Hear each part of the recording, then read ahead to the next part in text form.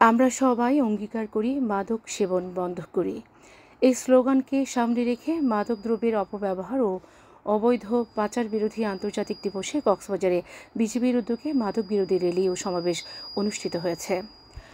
গতকাল ৩৪ BGB Cox's Bazar battalion শহরের লাবণী সৈকত সংলগ্ন বিজিবি সীমান্ত সম্মেলন কেন্দ্রের উর্মি প্রাঙ্গণে এই অনুষ্ঠানের আয়োজন করা হয়।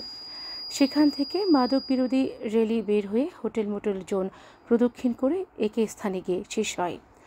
পরে অনুষ্ঠিত মাদক বিরোধী সমাবেশে প্রধান অতিথির বক্তব্য রাখেন বিজিবি কক্সবাজার রিজিয়নের commander brigadier general Mohammad Aksar খান।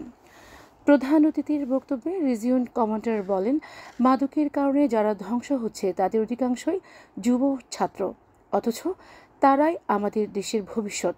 এদের রক্ষা করতে হলে মাদকের বিরুদ্ধে সকলকে শক্ত সচেতনভাবে ঐক্যবদ্ধ হয়ে কাজ করতে হবে। সমাবেশে অতিরিক্ত জেলা ম্যাজিস্ট্রেট মোহাম্মদ শাহিদুল আলম, অতিরিক্ত পুলিশ সুপার জসিমউদ্দিন চৌধুরী, জেলা মাদক দ্রব্য নিয়ন্ত্রণ অধিদপ্তরের সহকারী পরিচালক মোহাম্মদ সিরাজুল মুস্তাফা সহ সংশ্লিষ্টরা বক্তব্য রাখেন।